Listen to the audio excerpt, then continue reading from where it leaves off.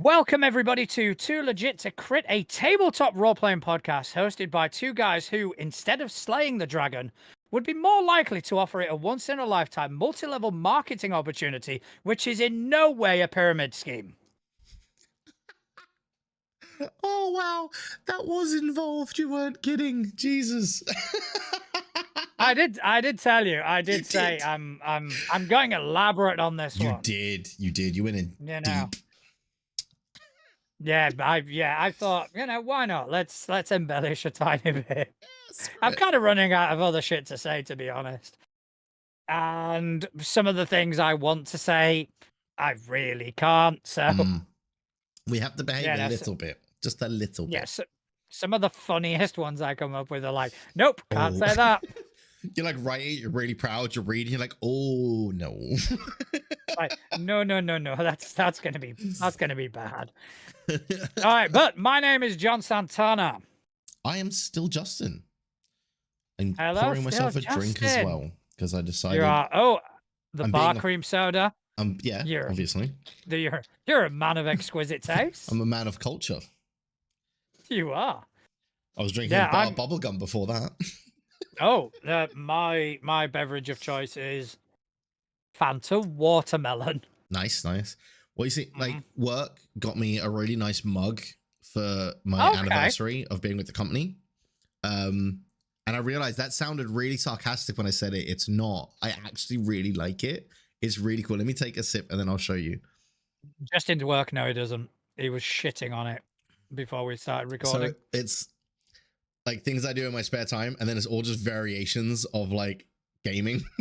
It's like play games, think about games, watch games, stream games, dream about games. And I got it and I read it and I was like, this is accurate. No, I mean, it shows they don't know you too well, because if I were to buy you that mug, it'd all be variations of masturbating.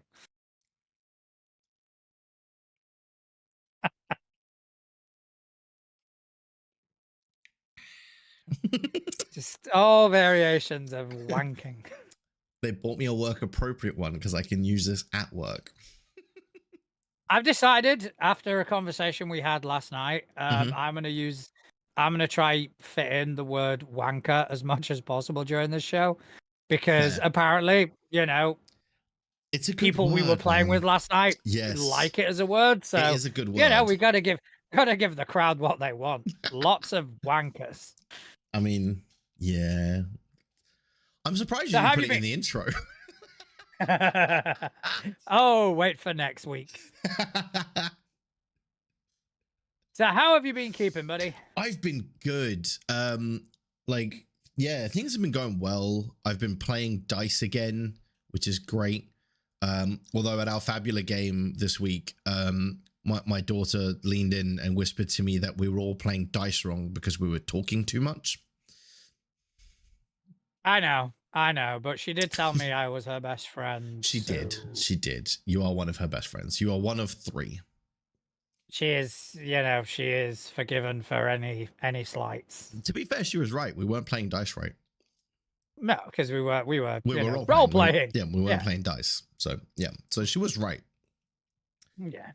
It was a good session. It was a very good session. I got to fight another Saiyan. You did. We got our asses handed to us. Let's be honest. Yeah, we got put in our place. It was. I kind of saw it coming about a round in. Went, oh yeah, we're not going to win this one. For me, it was the second the other Saiyan went Super Saiyan 2 when I can only go Super Saiyan 1. That was the point. I was like, oh, we're losing this one. Oh, this is a lose match. This is okay. No. I did like the discovery of the interaction between counterattack and counterattack. Yes, that was good. That was fun. So technically, you could do that forever. Indefinitely. Yeah, there is technically no end to the counterattacks. It's just the first one to roll an odd number loses. Yeah, that is true. We also played some more dice last night, didn't we? We played some more dice last night, and that was really fun. Once again, we got together with our friends over at Crossing the Nerdverse. They joined us, and we carried on the trials and tribulations of the Rebel Claws. We did. and it was good. It was awesome, man. It was not so much fun. not a huge amount of dice rolling in that one, No, but it worked. I think it was. I think as well, like we explored a few more that was really hard to say for some reason mechanics this time as well. Like because I think we're all getting a bit more familiar with the system. So like the resisting and stuff like that, we explored a bit more. Stress relief, we explored quite a lot. And then the age old did we level up conversation at the end. I'm sure I did this. No, you didn't. So, would you say? But yeah, it was really good. It was awesome to kind of see those guys again, and just to share a table with them.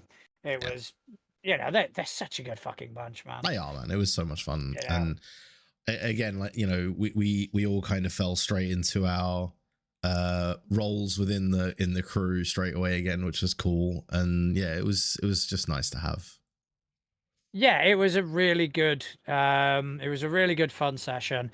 And if you guys haven't listened to Crossing the Nerdverse yet, just stop listening to us. Go listen to them for a bit. Go listen to people that know what they're talking about. Yeah, go listen to them. They're actually a lot more professional than we ever will be. But yeah, so go check them out. Go listen to them. It was, we had such an amazing time. I'm hoping to release the episode probably sometime later this week. But yeah, so other than that, I haven't really done very much as opposed to what's coming fucking this week. Yeah. Where I have 1, 2, 3, 4 games. Jesus. So I'm playing on Wednesday. Abomination Vaults is back for 1 week because I'm away next week, but we're back for 1 week. We are then Delta Greening on Thursday. Sans me. Sans you are once again gallivanting. I wouldn't go that far. You are once again living the high life in the living in a Premier Inn just outside of London. In Monaco. I wish. You're having Ferrero Rochers on the back of a yacht in Monaco. That bit might be true. The Ferrero Rochers, not the yacht in Monaco. Yeah, you can buy them for about £9 in Sainsbury's, man. It's just to feel like a fancy bitch. I'm gonna have some Ferrero Rochers in my hotel occasion. Ferrero Rocher and Moncherie. What am I? Although I can't do Moncherie anymore because they've got alcohol in them. Yeah, sames. Yeah. So you're gallivanting, so I will be tormenting your companions. Fine. Lots of tormenting. Then I've got Pathfinder on Saturday morning. Back to the lodge for some Pathfinder Society, and then wrapping that up on Saturday evening with some more Pathfinder when I get home. My homebrew. Well, I am also playing some dice this week, even though I'm away for work. Because you're cheating on me. When I get back on Saturday, I am starting a new story. Okay. And by starting a new story, I mean restarting a story that I started with a group of players that are going to be available more often. Is this your pirate campaign? It is. So we're restarting that because some of them want to play some new characters. We've got one new player to replace the player that's not coming back. So we're going to do new characters and stuff. But yeah, restarting that. Which will be fun. And yeah, so that's going to be exciting to continue that and get that up and running again. Yeah. That is absolutely awesome. And then, on Sunday, I'm not dicing, but we will be recording our episode on Sunday because I won't be around to do the live episode. So we will be going back to our old ways and recording it and releasing it the day after. Yes. And then after that, once again, collaborating with Eric from Crossing the Nerdverse, I will be on a podcast roundtable that he is hosting where me and a bunch of other people in the podcasting world will just sit around and we'll just talk about how we got started and just chat shit. just And now you shit. know the truth. It was your idea. Yes. So if anybody's actually listened to the interview that I had with Matt Elfring along Casual Yelling, there was one point where I went, I can't remember whether it was Justin or I who came up with the podcast, who, you know, suggested starting it. And Justin has corrected me. It was indeed me. It was, yes. I made a joke about we shouldn't have recorded that because we spoke for ages. And then John was like, should we just do it? And I was like, yeah, fuck it, let's do it. I mean, to be honest, it does kind of make sense because I had been wanting to do something for a long time. Yeah. I just didn't know what. I didn't know what I wanted to do. And inspired by Kevin Smith, who basically said, look, if you want to create something, create it. Put it out. Don't put it out there for viewers, for listeners. Put it out there for you. And that's kind of what I wanted to do. And, you know, you gave me the inspiration. Aww. All right. So, yeah, I've got a topic this week. Yes, you do. There's something I want to talk about. Yes. And this is something that, you know, I've seen kind of thrown around in threads from time to time, and I think it's something that we may have touched upon previously, but we really haven't kind of dived into, and I think we ought to. And yeah, so the topic is as follows. Once that decides to load, so when people are, you know, rather than kind of going to new players, let's take a look at people who are already playing a system. A lot of the times when we start, we kind of go into this shell of, okay, this system this for is me my is system. role playing. Yeah. This is role playing. This is what I do. This is and anything else does seem foreign, and it seems scary, and it seems you know, it seems intimidating and all this.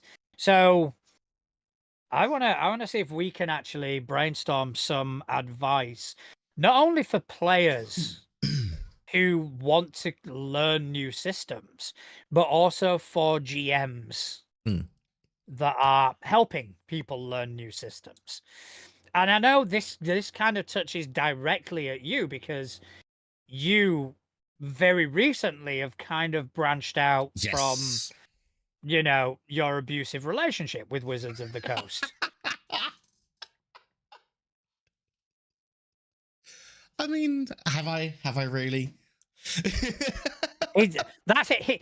They're standing behind you there. They're standing behind you going... Literally looking over my shoulder. Fuck, I better not embarrass me. I'm going to send some Pinkertons round. I think for me, I'm going to fuck his license up.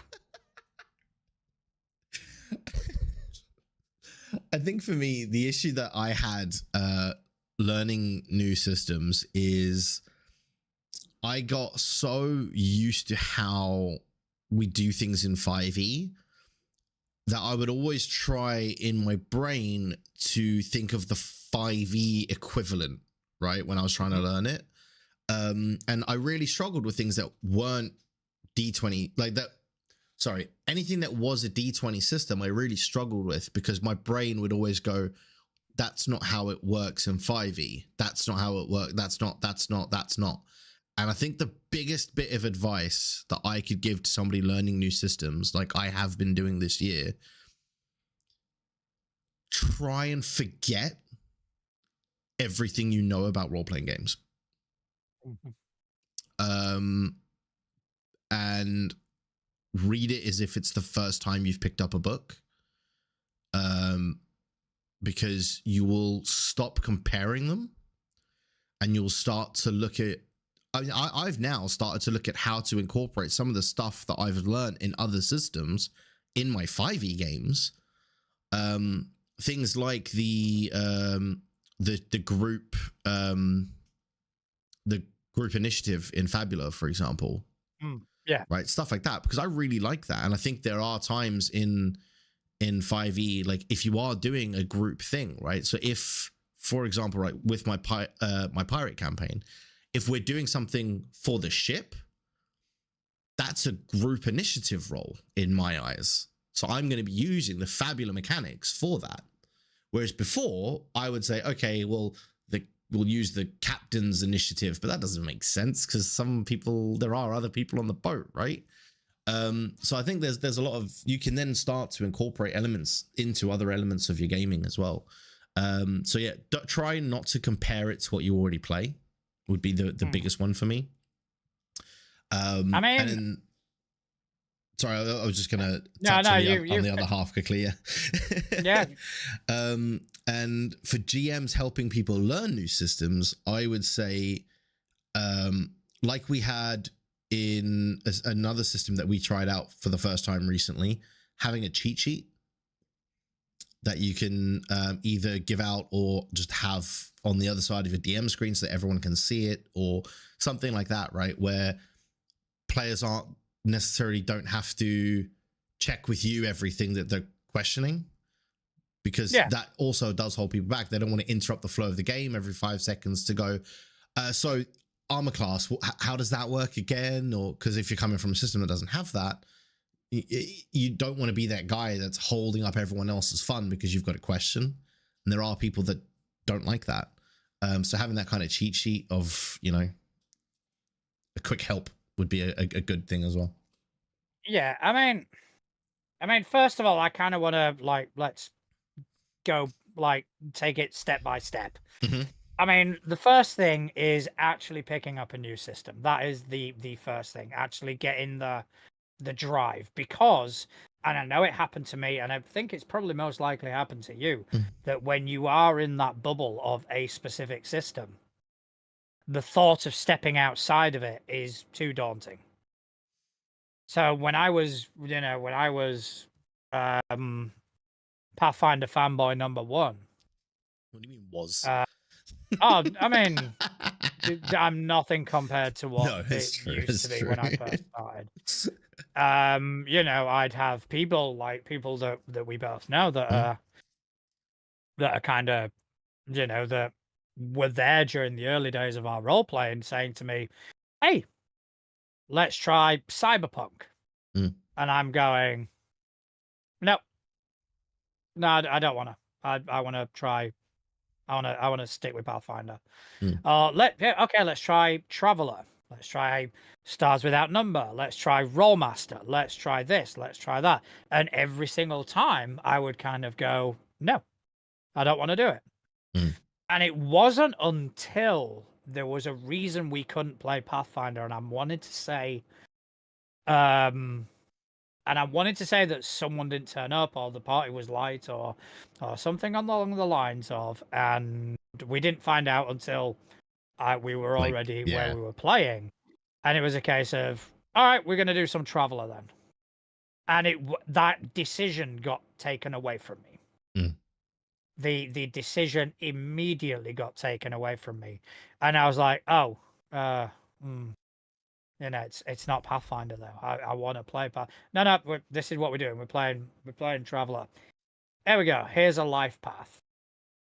Okay, so basically I can give my character as much experience as I want, as long as I make the adequate rolls. Yeah.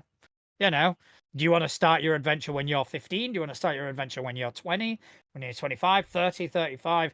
And every time I was getting more and more into it, kind of going, all right, okay, so you went to medical school, roll the dice. Then, I ended up making like a really fucking rich, injured, and I said it on Matt Elfring's podcast. It was like a rich version of Dr. House, because he'd had an accident and he'd knackered his leg. And that, I just kind of went, okay, all right, it's different. It's different to what I'm used to.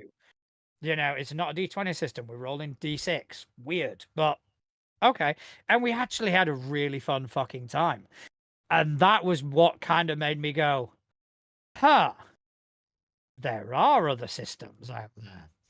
And from then, it was Rollmaster. That was the next thing.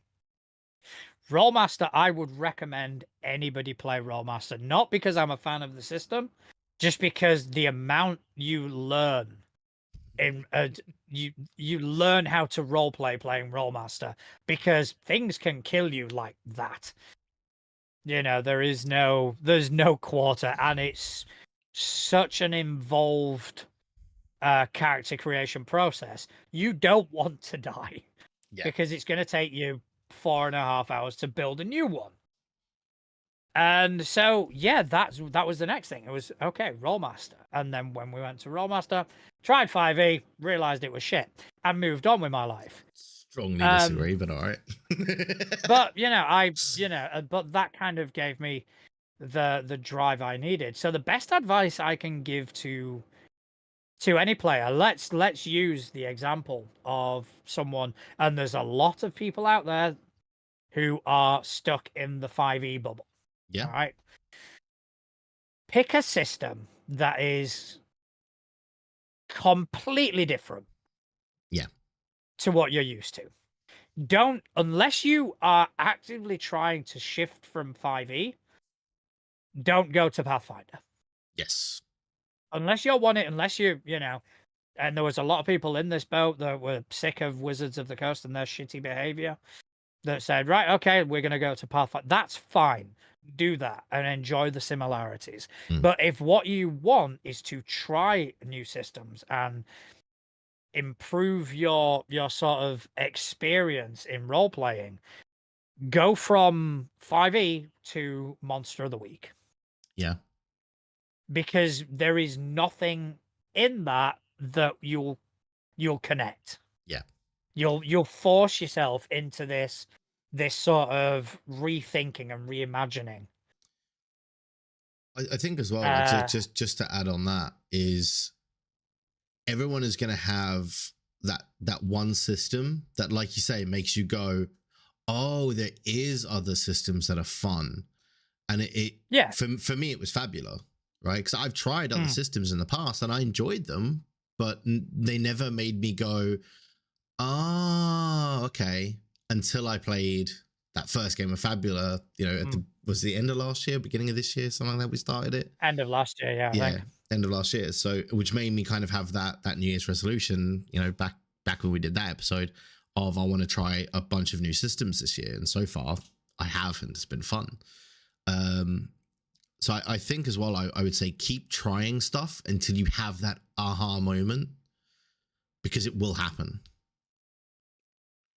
Yeah, and I think you touched upon it, where you playing different systems will inform how you play other systems, as it were. There are things that I've introduced into my Pathfinder campaign. One of them's a luck roll. Yeah. Are the guards paying attention? Roll a luck roll and see what happens. And things like that, and different sort of mindsets that you have depending on the system will inform how you play. Rollmaster was play defensively. It was, don't take anything for granted. In Pathfinder, you see a group of goblins, and it's like, right, it's killing time, and you'll go in and just wade through them. In Rollmaster, you find a group of goblins, and it's like, we're gonna die. They are going to kill us. Well, Stars Without Numbers is similar. It's another one of those systems that if you get into combat, people are going to die. It's a very unforgiving system. So, and I had a similar thing, because as you know, I really struggled with roleplay. Like the math side of it and the mechanics I was great at, like that stuff came to me like that, but roleplay I really used to struggle with, and I still do to a degree. Like by no means am I saying I'm the best role player in the world now. But it was playing a system like Stars Without Number, where, like you say, if you get into combat, GG's, start rolling a new character. That made me kind of start thinking about other conflict resolutions and how to do them. and then that informed how I handle stuff in 5e now. I don't always jump straight to I'm just gonna run in and start swinging. And you know, and I think a great example of that was actually in what we recorded last night, without giving too much away. The idea I came up with of changing tactic went away from confrontation and into a more, well, why don't we just go this way? Yeah. Playing different systems makes you a better role player. Absolutely. And so you don't have to kind of treat it as, okay, I'm giving this system up. And if if you're tired of one system and you want to take a break, I mean, personally, I'm tired of Pathfinder. Well, you've been playing it for like a decade at this point. Yeah, I'm getting to the point now. I'll still run the lodge. Yeah, of course. I've still got games I'm committed to. But when I'm thinking of future campaigns, I'm not thinking of, Pathfinder. I'm thinking of, okay, I've got this idea. What would be the system which would kind of fit it the best? I mean, case in point, when my homebrew finishes, I've got an idea where we will kind of rewind back to a crucial point of that campaign where a decision was made and the campaign continued. I'm going to kind of go, what if the opposite? What if the other decision? What would have happened then? And we're going to kind of explore that. But I don't feel Pathfinder works for that because it is essentially the world will be decimated. It will be it'll be an apocalypse, but it will also be an apocalypse in regards to the deities and the pantheon. They will no longer exist. Yeah. So yeah, technically I could get Pathfinder, I could hammer it into shape and mold it, or I could use Gods of the Fallen, which is a cipher-based system, which has that exact fucking premise. Yeah. And it's easy, it's narrative, it's so that's kind of what I'm leaning towards now. I'm having more fun with like Delta Green and Fabula. Where I don't have to constantly think about tactical combat and all that. And I think Pathfinder and I need to take a bit of a break. Yeah, and there's nothing wrong with that. And I was just gonna say, I also like with the way that Couch has kind of helped us learn Fabula, of just letting us explore the mechanics and then correcting where we need it, or the odd do you want to Fabula that, or just dropping those little subtle hints along the way of you could Can I just point out that the person who uses it's you the namesake mechanic of the fucking system is me. To be fair, and I realize by saying this, there's every chance I'm going to anger the dice gods again. I've been rolling well recently. But you can use Fabula points to change the story. Yeah, but the story is generally going the way I want because I'm rolling well.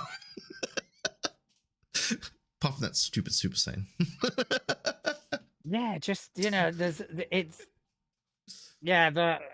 But yeah, I do agree.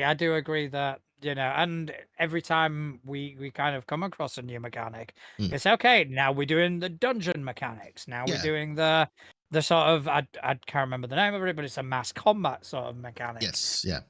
And it's got some. Fabula does have some really interesting ideas. It's got some really cool stuff, really cool mechanics. But like for example, I'm enjoying getting into Delta Green, and I'm enjoying because obviously I already knew how to run Delta Green, but now where we've got a regular thing, I'm getting a lot more into it. As well, getting a lot more into Blades in the Dark. And these are systems that are very different to what I'm used to. And it's just fun. It's just unadulterated fun. Not to say I don't have fun with Pathfinder anymore, but it's very different. the whole everything slows down because we're in a fight sort of thing Yeah. gets to the point where it's like, do we have to put a combat in? Can't we just narrate it? Can't we just kind of roll 2d6 and let's see what the fuck happens? Yeah. And I mean, that's the thing though. Like, you absolutely could. Yeah. What's stopping you from doing that? Because I'm always critical of people who hack systems. But is it hacking a system, or is just speeding up something that's going to take ages that doesn't need to take that long? Like, if you're putting in an easy encounter just to be a speed bump on the way, you know they're going to wipe the floor with it. Just quickly in the chat, Couch has actually put the fabulous mechanic is the supremacy combat mechanic. Where you've basically got a tracker, and depending on how you do, that tracker moves either in your favor or against you. Yes. And that was cool. I like that as well. And like the fact that you can like use one of those dice to help out and it shifts back towards neutral or the other way, right? It's got really interesting mechanics. I mean, the games that I've kind of latched onto, like Fabula Ultima, Delta Green, Blades in the Dark, and Cypher. I think they kind of scratch most of my itches. You know, so it's always kind of good, and when I always feel really good when I kind of finish a Delta Green session. And you know, you've provided the horror, and the mechanics kind of help. But to kind of go to the second part of the topic is, as a GM, how to help players learn new systems. And this is something I've been saying for quite some time, is don't tell the players mechanics. Don't tell them. New player comes in, don't bother with mechanics. Don't bother with going, okay, so you've got 30 foot of movement, you've got 3 actions, you've got this. You just kind of go, what do you want to do? Tell me what you want to do. Yeah. And then when the player says, okay, so I wanna run up and smack this thing, then you want to deck him in the schnoz.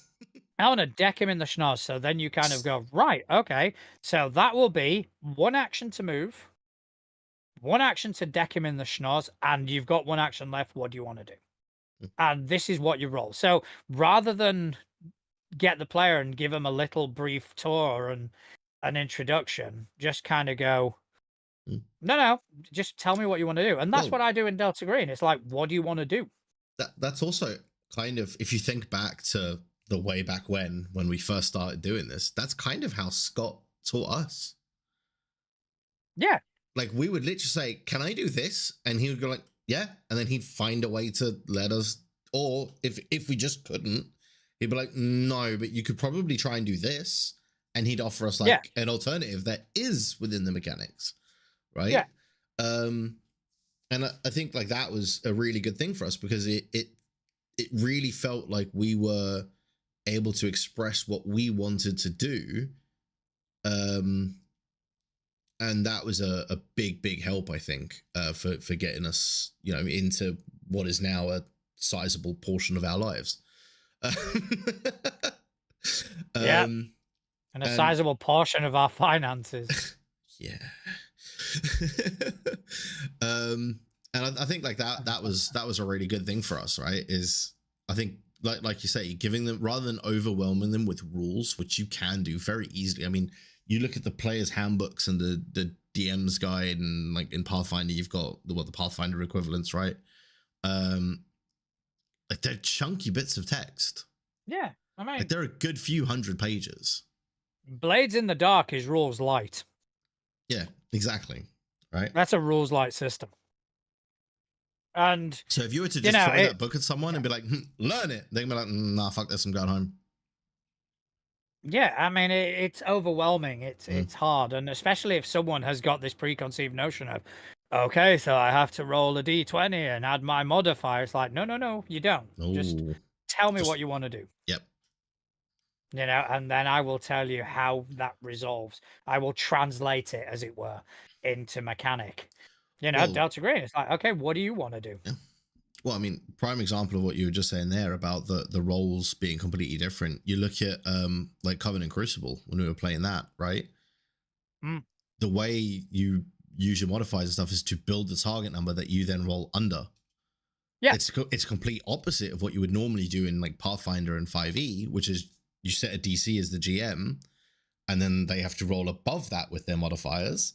It's like the complete opposite. And that was a really cool mechanic to me. I really like that. But I think like what it all really comes down to is once you've had that aha moment and you go, oh, okay, I don't have to abandon what I love to enjoy all this other stuff. And especially like now, I mean, there is new games popping up every 5 seconds at this point, right? I mean, Jesus, even I'm writing one. You are. Yeah. Like, I like the concept of it. I think it's fun. I do like my names. I do like my names. But like, you know, there are games popping up left, right, and center, and with like the game jams and stuff that we spoke about with some of our previous guests, there is literally something out there to do whatever the hell you want to do. Yeah. So just go out there and try them, and one day you'll have that. Oh shit! I can enjoy other stuff, and then it'll just open such a big world for you. And even like I've now gone back to systems I didn't enjoy and re-looked at them since like having my aha moment, and I'm looking at them now. I'm like, oh, okay, I was just playing it wrong. Yeah, I mean that's it. It's, you know, you come in with a mentality, and I mean, because I've told you guys regarding Delta Green. You need to learn how to play it, and that isn't the mechanics side of it. No, it's the getting in the right mindset. You need to break the habits that you've got. Yeah. One of the ones when you guys went, I don't think you weren't there for this. They went into essentially a crime scene, and it was like, okay, so this crime scene has been already looked over by the police and forensics and all that. Oh, can we look it over again? Like, why? No, it's like these aren't town guard. Yeah. These aren't, you know, these are not actual forensic scientists. These are, you know, these are people who have the same stats as you. You know, you aren't special, as it were. And that's something that a lot of people struggle with in Delta Green. That the fact that you're not special. You are just the same as Joe Blog NPC. Dave over there. And I think as well that was something that I struggled with a little bit as well, is coming from like, you know, Pathfinder originally and then moving into 5e. It's all systems where from level 1 you were already superhuman, right? Yeah. And then to go into a lot of these other systems, especially the ones where it is like somebody looks at you funny, you die, like, you know, Stars Without Number or Rollmaster that you've played. It's a really different mindset to get into. And if you don't get into the right mindset, you're not going to enjoy the game, because what you are doing isn't not the right way to play. That's the, like, because there isn't a right way to play, right? But you're not going to get the most out of the system because you're playing it wrong. Like, there's no nice way to say it. You're not playing it wrong, but you're playing it wrong. Yeah, it's like it's trying to find the right words, but like if a system... Blades in the Dark is another example. Yeah, Blades in the Dark is a prime example of when people coming from D&D kind of go, okay, so I want to punch this guy. It's like, no, that's don't tell me what you want to do. Tell me what you want to accomplish. Yeah. You know, don't tell me what you want to do. However you do it, that's the flavor that you add. But the dice roll is gonna represent what you want to accomplish. So it's a case of, okay, so do you want to knock this person out? Do you want to distract him so you can run away? Do you want to kill them? Okay, that is going to determine your position rolling. Yeah. And the effect that you're wanting to to sort of get. So like most things are risky standard, but Yes. desperate great exists. And I had my first, I think it was our first desperate roll of the whole thing. I think no, I think there were desperate rolls in the Was there? previous one. We just didn't Yeah. count them. Yeah. We should have counted them. But yeah, so it is again, you have to change the mentality of kind of going, don't tell me what you want to do, tell me what you want to accomplish. And Yeah. that is going to inform the dice roll. And Yeah. then however you want to flavor it, however, I'm going to ask you, I'm going to say, what does it look like? Tell me. Once the dice roll's out of the way, you tell me what it looks like. Yeah, and I think that is the key to it, right? Is you've got to change your mindset, and I think until you're in a position where you've had that, I keep going back to it, but that moment where you have that realization of you can enjoy these other systems, you're going to struggle to do that, because the minute that happens and you have that, oh, okay, so if I just change this approach and this is really fun, like I had with Fabula, it then going back and looking at Stars Without Number, which at the time I enjoyed it, but I didn't find it that fun because I got a bit bored because like there was no combat. But that's not the point of the system. The combat isn't meant to be the focus like it is in your 5Es and your Pathfinders, where 90% of the mechanics are around those combat interactions. Yeah. It's the other way around in a game like Stars Without Number. So you have to shift your mindset, and until you're in the right headspace to do that, you're going to struggle. So that would be the key to me, I think. Yeah, I mean, I agree. It's all about the mindset that you're in. But don't hesitate to try new systems, because definitely you're going to find something phenomenal. You're going to find a gem. You're going to find something that you really resonate with. And I've kind of found that recently, where I've got these systems and I really resonate with them to the point where, yeah, Pathfinder's there, but if right now, given a choice, if I had to say let's pick up some dice and start playing, my first call would probably be Delta Green. My first thing would be like, okay, I'm going to play some Delta Green. Then it probably would be Blades in the Dark, then Fabula. So, Pathfinder's still there. I still enjoy it, but it's, I'm getting so much fun out of these other games. So I think for me, 5e is still my first choice if I was to run a game. But I think that's purely because I'm not comfortable enough in the other systems yet. If that makes sense. Because you saw how long it took me to even DM my first game of Pathfinder, right? That didn't happen until I basically quit Pathfinder. Because I've always been wanting to, I like to know everything before I tackle this element. Yeah, because that's just the way I am, right? So I think for me, like, I would love to run a game of Fabula, but I feel like I need to get more comfortable with the system and the rules before I did that. But I would love to. So it's definitely like you say, it's made the list, but for me, 5e is still at the top because it's the one I'm most comfortable in, and I haven't had that burnout moment yet. I know it's coming. I can feel it coming, but I'm not there yet. Yeah, I mean, I'm hesitant to call it burnout, but it's the point of kind of going, right, I've kind of milked this for all it's worth now. Yeah.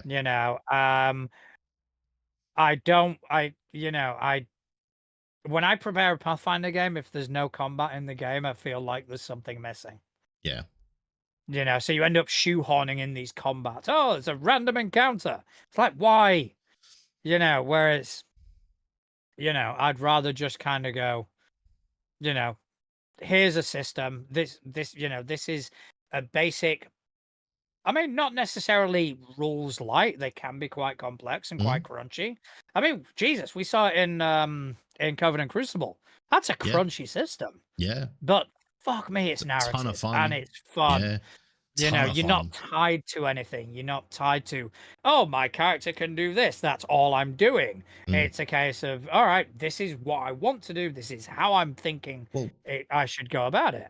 I think as well, like the key difference with something like Coven, right, is it's not that this is what I'm good at, so this is what I do. It's this is what I'm best at, but I can still have a go at anything else.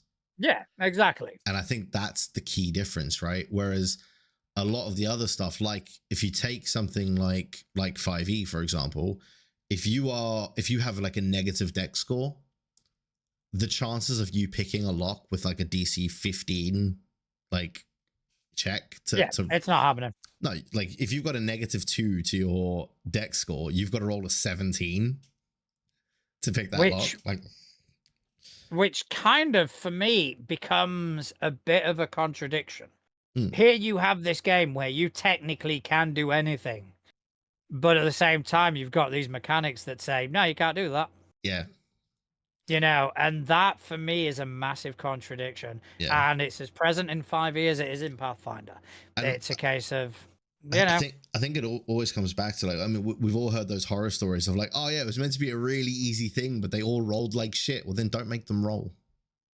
If it's meant to be a really easy, like if you said it's stupidly easy so that they succeed, don't roll. Just narrate what they do when they get there. Yeah. And they're like, oh, we want to pick this lock. Cool, you pick it. Don't overcomplicate it if it means that you're going to end up sitting there going, oh, why the fuck did they all roll bad? And now my story's hit a wall because they needed to go through that door and now they can't get through the door. Like, just don't make them roll for stuff that could screw with the story. Well, anyway, I think we should kind of take a look at the notice board today. Yes. But before we do, yes, I just want to give a little shout out to our wonderful partners who support us, who support the show. First of all, I want you guys to check out Deals of Opportunity. It's an automatic, simple, and free way to save on the tabletop role-playing games that you want. You just add your Drive-Thru RPG and Dungeon Masters Guild wish lists, and you get notified anytime a title on your list goes on sale. So you just need to set it up and save. I use it all the time. I genuinely use it all the time. With how much money everyone spends on this hobby, saving anything is always good. 10% discount there, 20% discount there means more systems. It means more books. Exactly, yeah. There's a book I've been keeping an eye on, and I got a message earlier today, and it's like, I've just spent money on a holiday. Click. No, I did not. I spent money on a holiday, but Deals of Opportunity did let me know it was cheaper. So yeah, check that out. Our second partner tonight is 13th Moon Games. It is a family-run indie company out of Wyoming, USA, that created the tabletop role-playing game Covenant Crucible, which we've mentioned ad nauseum. Massive fans of it. It is a game of modern-day witchcraft. Imagine John Wick and The Last Witch Hunter had a really pretty baby. That's kind of the game that would result. So if you want to learn more, or you're interested in joining the official Discord, check them out on Instagram and message them there, 13th Moon Games, or on Patreon, 13th Moon Games. So thank you guys. Fantastic system. I love it so much. Right, notice board. Okay, notice board. We do know what that means. I think it is time to roll for initiative. It is indeed time to roll for initiative. Okay, so today, my weapon of choice, I'm using this weird sort of crimson. It's just like a really orangey crimson sort of. I've just gone standard black dice, white inking. Okay, yeah, I can see it. I can see it on the YouTube feed. Yeah. All right. Okay, then. Let's roll. Fuck. What's yours? Mine is a natural 1. I thought I'd lost for sure. I rolled a 10. Mine is a natural 1. There you go. There you go, guys. It was a natural 1. I know. Hence my nickname on Mastodon. Have you only just got that? Seriously? No, but it's the first time you've rolled a natural 1 in front of me. Ever. Yeah, fair enough. I've been hanging on to that joke for years.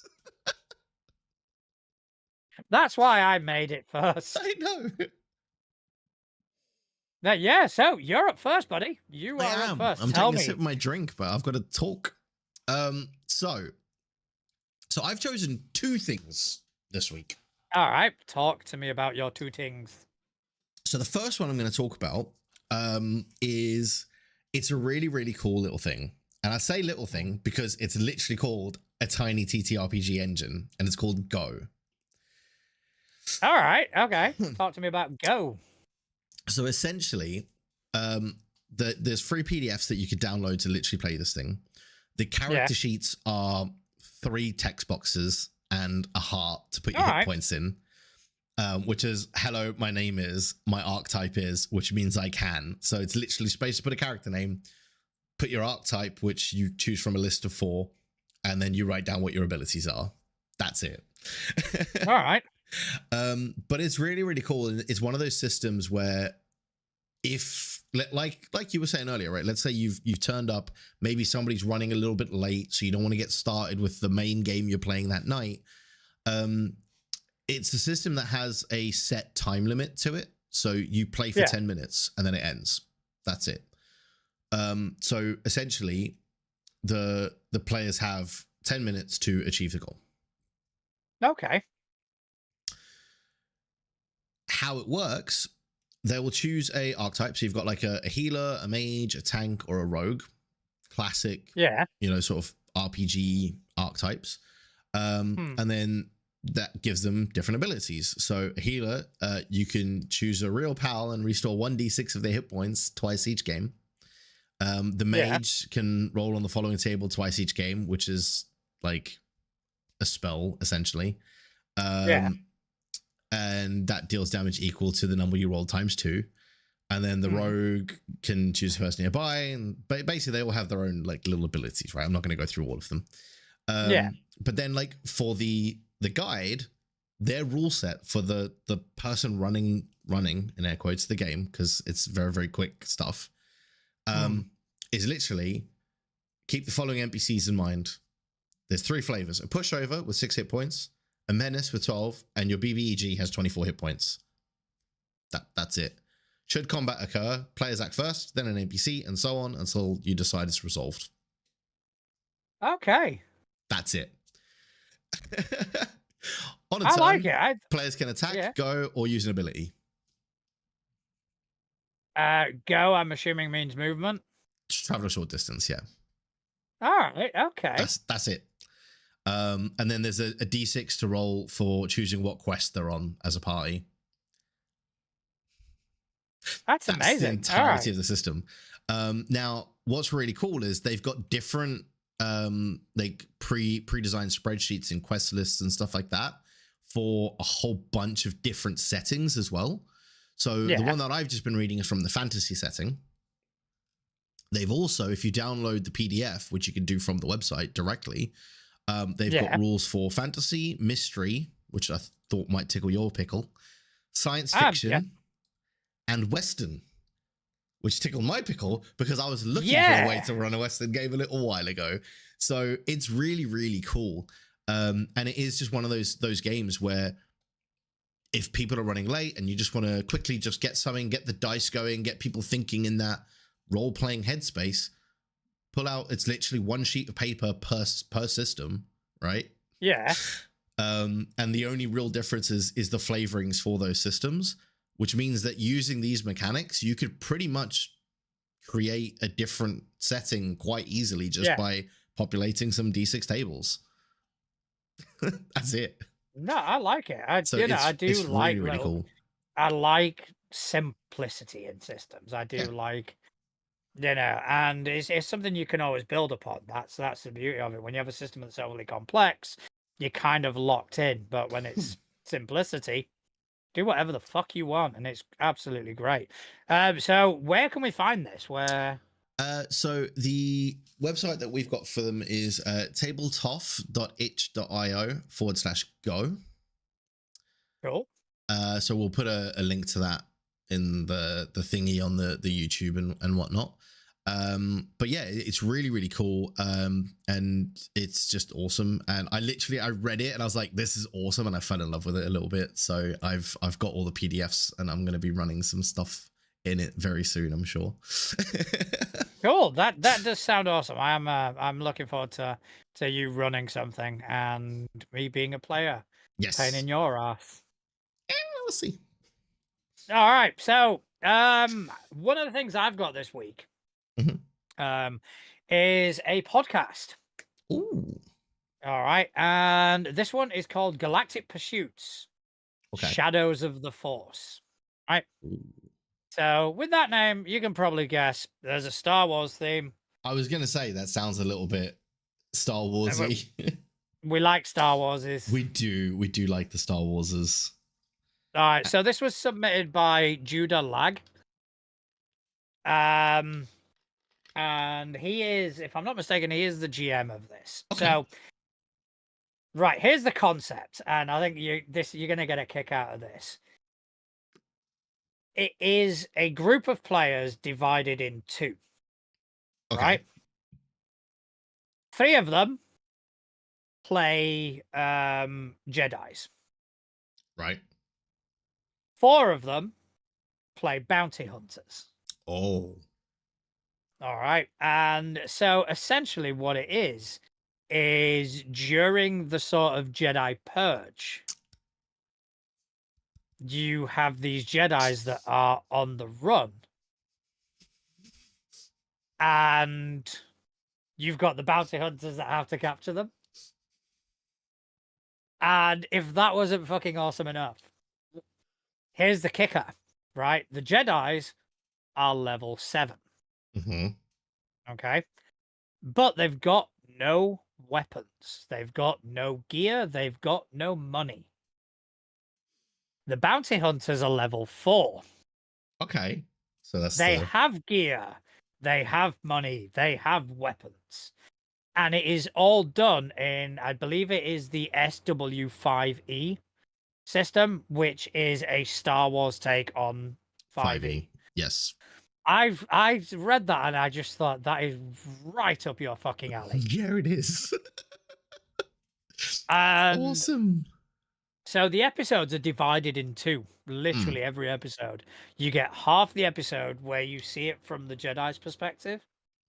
And then you get half the episode when you see it from the bounty hunters' perspective. That's so cool. And it's such a good concept. I mean, unfortunately, I don't have a massive amount of time to listen to podcasts that are submitted. But holy shit, this one is definitely... I might have to try find some time for this. Yeah, that sounds so cool. I love that. Yeah, I mean, it does. It sounds really fucking interesting. And it's always I think it's a staple of system of sort of game world design, when you kind of go, what if we had 2 parties? What if we had... And it's always the sort of thing that I've always kind of gone, seems a bit done. It seems a bit too much. There's going to be I'm going to have to invest a lot of time and a lot of... Well, essentially, you're running two campaigns, right? Yeah. But these guys are actually doing it. That's the beauty of it. That's awesome. That's so cool. Yeah, the amount of times that we've gone, oh, this would be cool. We run one party as the villains and one party as the thing. They don't know each other, and all of a sudden... But yeah, these guys are actually fucking doing it. That's so cool. So yeah, it was submitted by Judah Lag, and it is a Galactic Pursuit: Shadow of the Force. And all I had was I think it was it was an Acast. So it would be shows.acast.com/Galactic Pursuit: Shadows of the Force, all hyphenated. That's awesome. Yeah, it does sound pretty cool. I did listen to a tiny bit. Sound quality is fucking crisp. I do pay attention to that. Yes, yeah. That's kind of why I pay attention. I'll listen to a podcast and go, well, fuck. We sound like shit.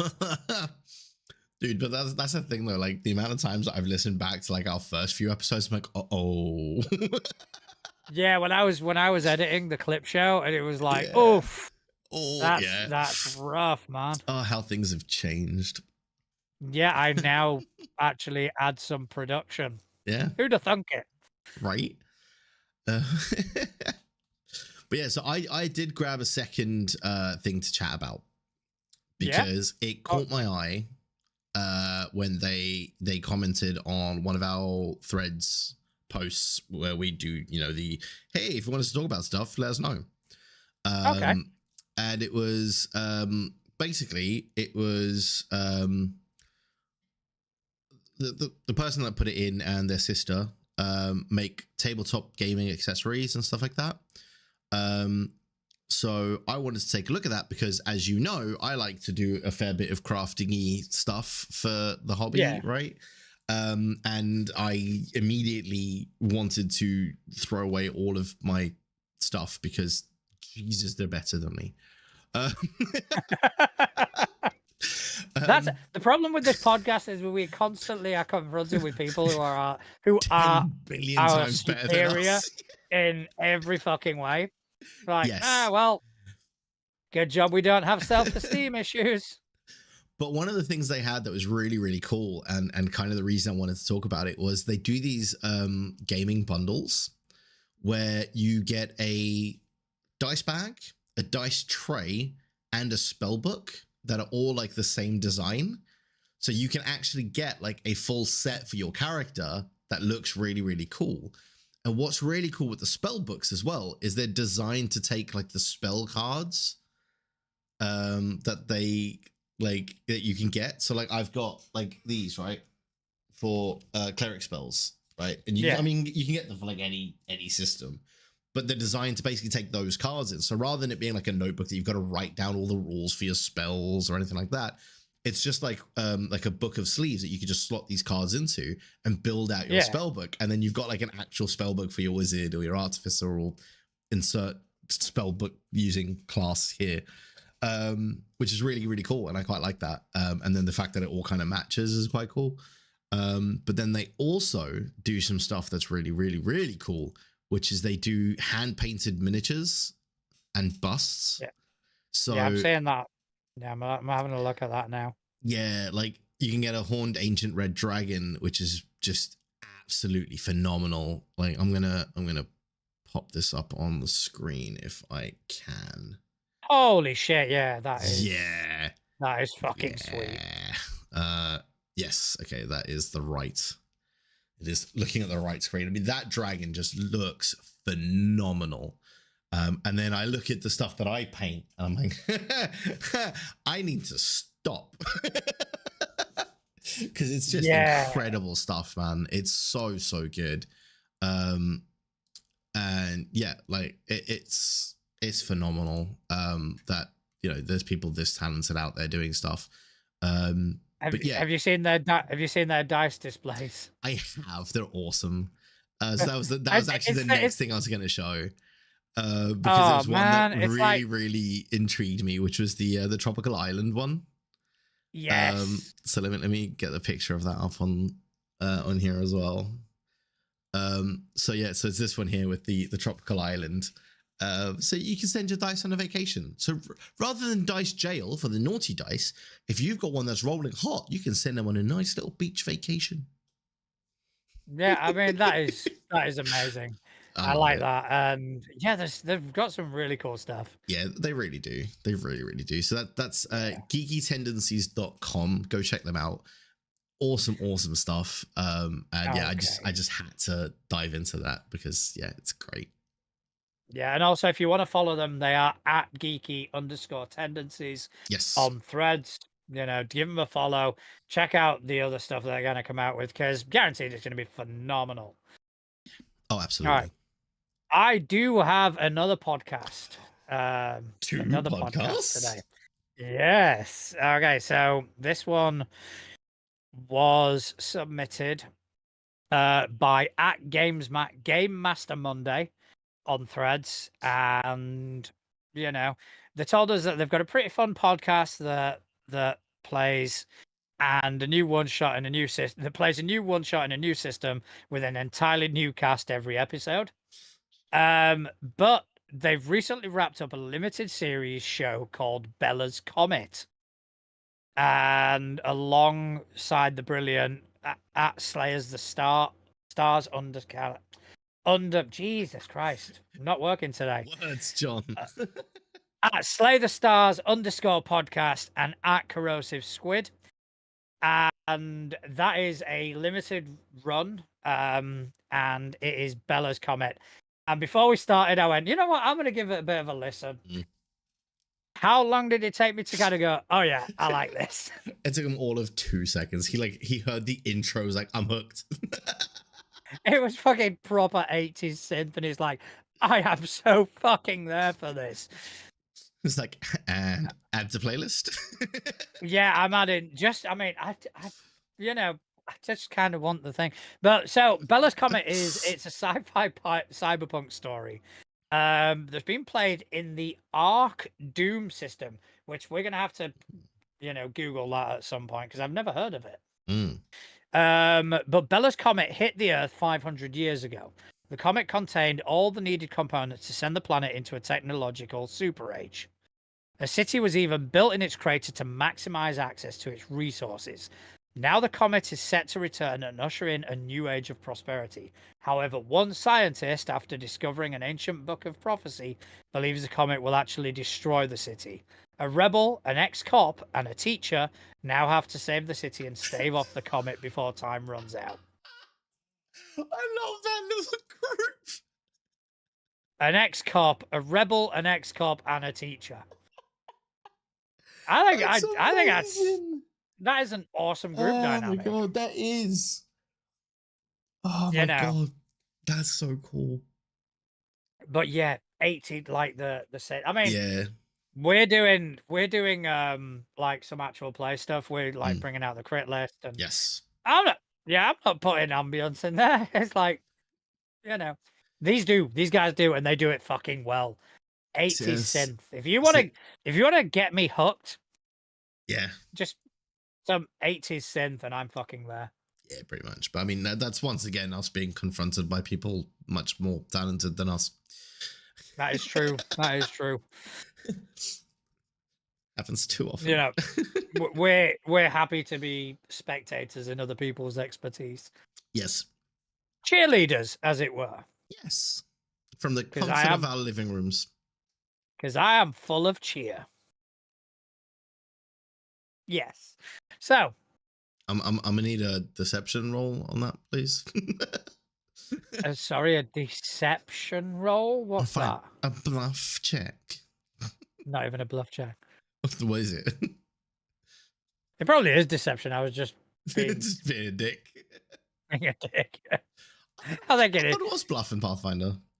It's bluff in Pathfinder first edition. I think it's second. Did they change it? Well, there you go. Yeah. Copying us. Yeah, I mean they are with that really common English word. Oh, shall we? We need a word for this. We need a word. Somebody get the dictionary. Somebody get the dictionary. Get a thesaurus. We've used bluff. This is second edition. Damn it. We need a bluff. Bluff sounds too first edition. Oh. We need to modernize bluff. Shall we migrate to the lounge? I think we should because we're going down a tangent. We're going down a rabbit hole, and it's not the time nor the place. I love rabbit holes. I mean, fuck it, that's what made us popular, rabbit holes. I mean, you're not wrong. You're not wrong. All right, so it's going to be a D3 this week. Yes, it is a D3 this week. Okay, so let me just bring up my faithful dice cam. All right, so we're going to go 1, 2, couch. Yes. 3, 4, Chris. Yes. And 5, 6, Daryl. Daryl it is. Cool. Let's have a look at what Daryl's got for us. Okay. Okay, so Ooh. Daryl kind of posted this as a follow-up to something we did previously. Yes. Where we're talking about the benefits of role-playing for mental health. And his question is, or he would like us to kind of probably take a look at the effects of both good and bad GMs on mental health. Yes. So, how do you think that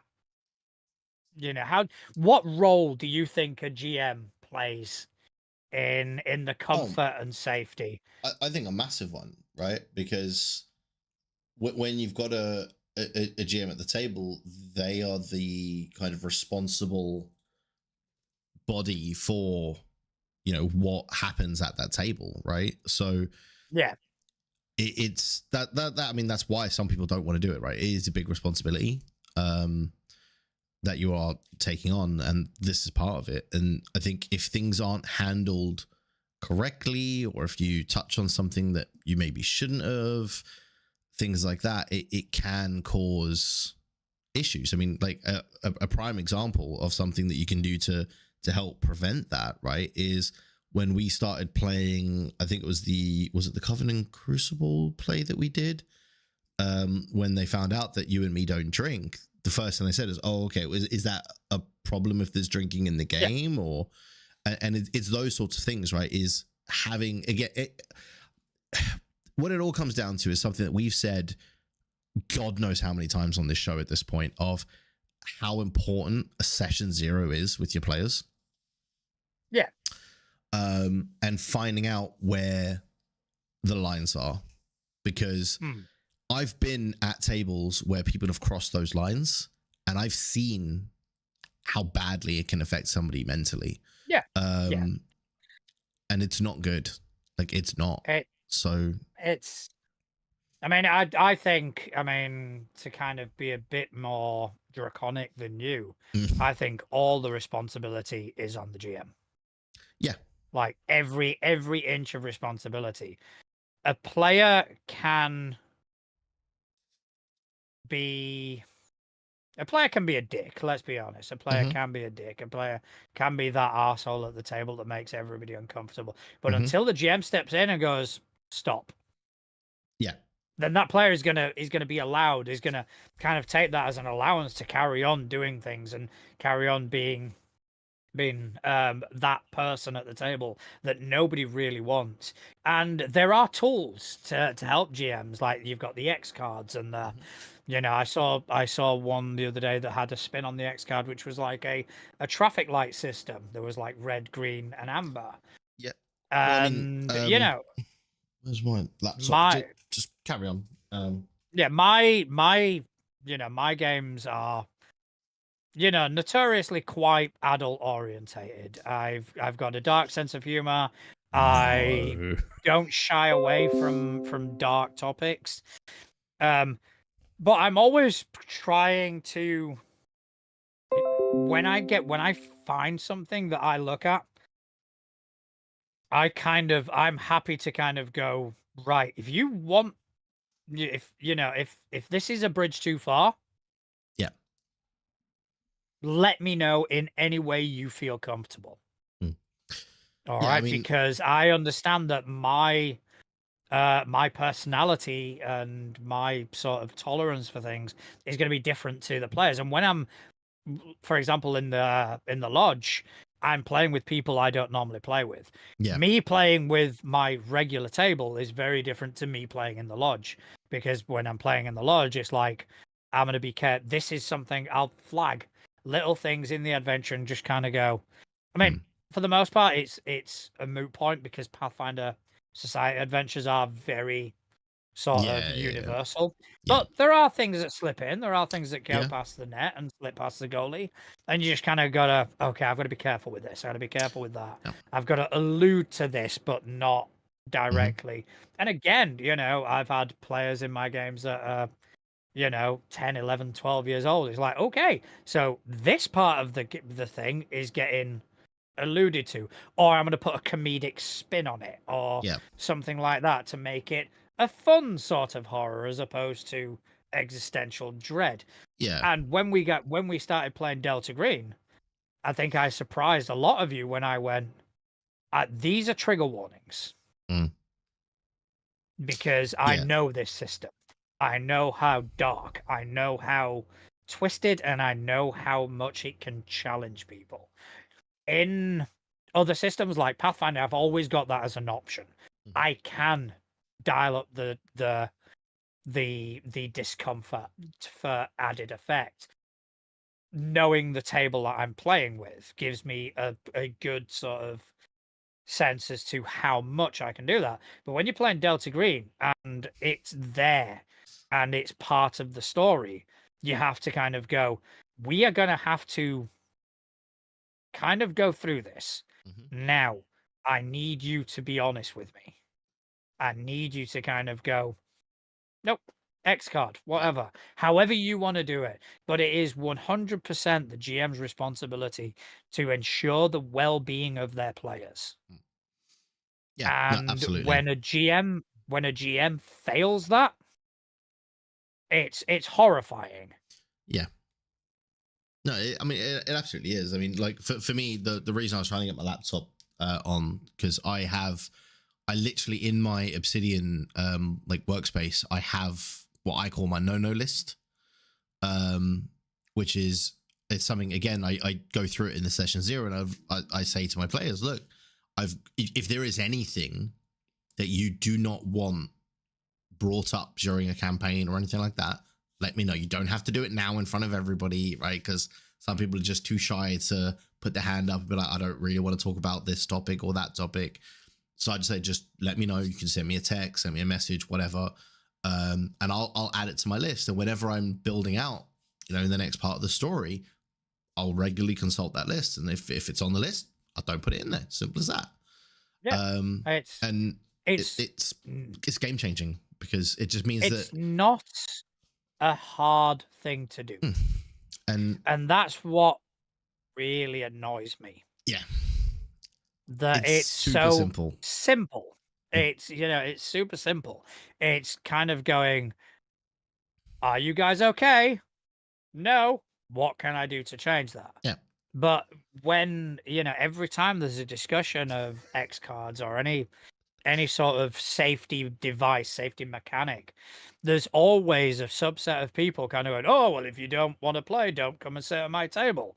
It's like, there is an element of truth to that, but at the same time, there isn't. It's an invalid point because just because the table that you play with, again, like I say, I'm quite culpable of having a very dark and twisted sense of humor when it comes to playing with the people who know me. Yeah. The people who know me, the people who've played with me for years, they will groan, they will kind of, oh, for fuck's sake, John. But we will move on. But it's if the moment one of them turns around and kind of goes, yeah, I'm not 100% comfortable with that, it's like, Cool. okay, I crossed the line. I'm sorry. Let's move on. It won't happen again. And you have to. It is your responsibility to make the experience as enjoyable as possible for every single person at the table. And if you don't do that, you have failed as a GM. Yeah. And just to touch on something that Ray's just put in the chat as well, big story moments and stuff as well can also have a huge impact on players, right? Like NPC deaths, things like that. They could get really attached to a character that you've put in front of them because it reminds them of somebody that they may have lost or that they just have grown an attachment to, something like that. And then that character gets killed off. That can also create issues, and it's stuff that you've got to be aware of. So yeah, I've never really. I'm just trying to remember whether I've actually done that or not. Don't get me wrong, killed player characters, yeah, all the time. But in terms of like, I think the only times NPCs have been killed off it's been massively foreshadowed to the point of this is going to be a narrative moment. I'm building up to a possible thing. And yeah, I know that it can be. And I personally, at the table I'm at, I don't really shy away from that because I think tragedy can create a compelling narrative. Yeah.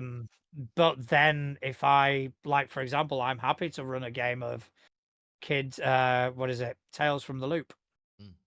Yeah, Tales from the Loop, nobody dies. Yep. And that's a mechanic that is codified in the book. Nobody dies in this system. It's like, all right, okay, I'm happy to run that. Again, it's knowing your table, it's knowing your players, and having that feedback with your players. You know, I think it's hugely important, and listen and pay attention. I think that's the. I think that's what it always boils down to, right? Is communicate. Yeah, we've said it all the time. Other. Yeah, talk to each other. At the end of the day, like we're all how did there you to say have it fun. How did you say that in one episode? I'm not giving you another clip. Fuck off. Actually, no, I do the shorts now. Fuck you. You do some of them, I do the rest. It's true, you do some of them. You do two. You did the two last week, and I went, oh no, I want to do another one, and I did one. Yeah, no, valid point. No, I'm not saying it. There's a short out there that people know what I said. But yeah, essentially do that. Use your voice box and talk to people.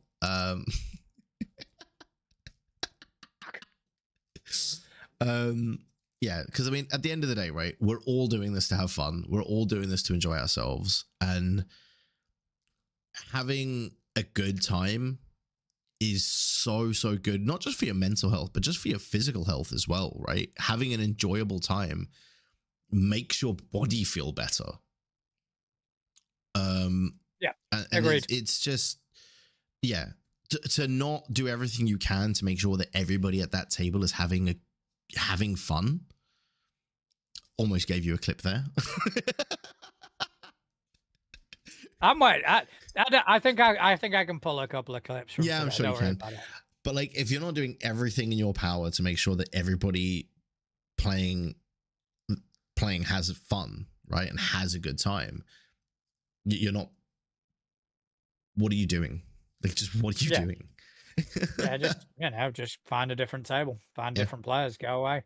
Yeah. And that's it, you know. But yeah, that was a really interesting topic, and you know, Daryl, thanks a million for kind of sending that in. You know, I think topics like that, you know, we do like to be levered. You know, we do like our levity. We do like to be dicks. Yep. I know I do.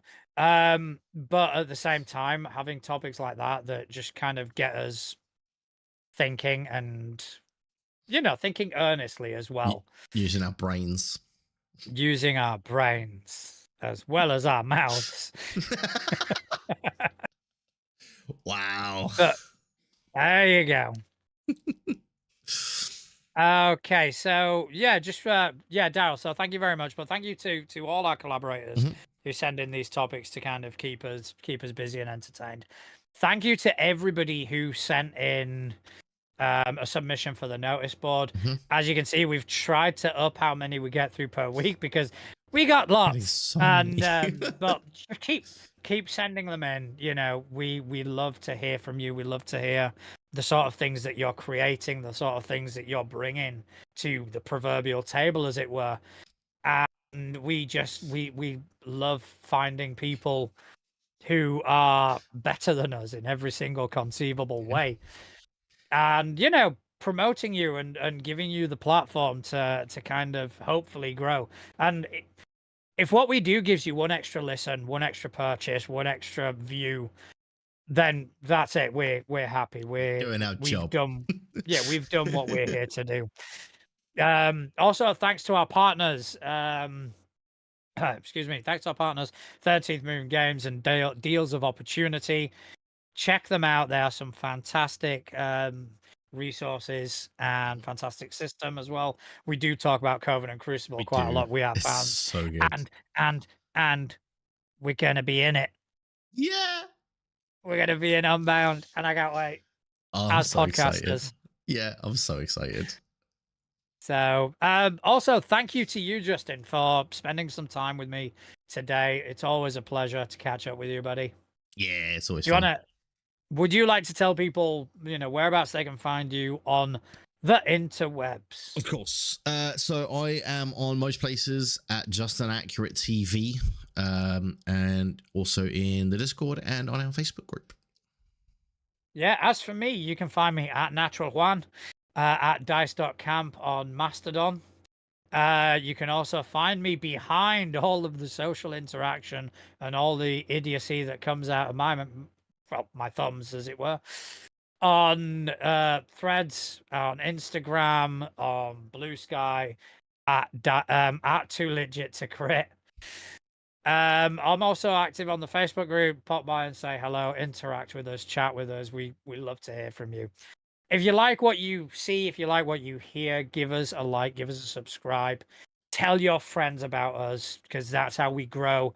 The more people that we can reach, the more people that we can help promote, and the more people we can meet and bring on the show and do all these wonderful things that we never expected we'd be doing a year ago.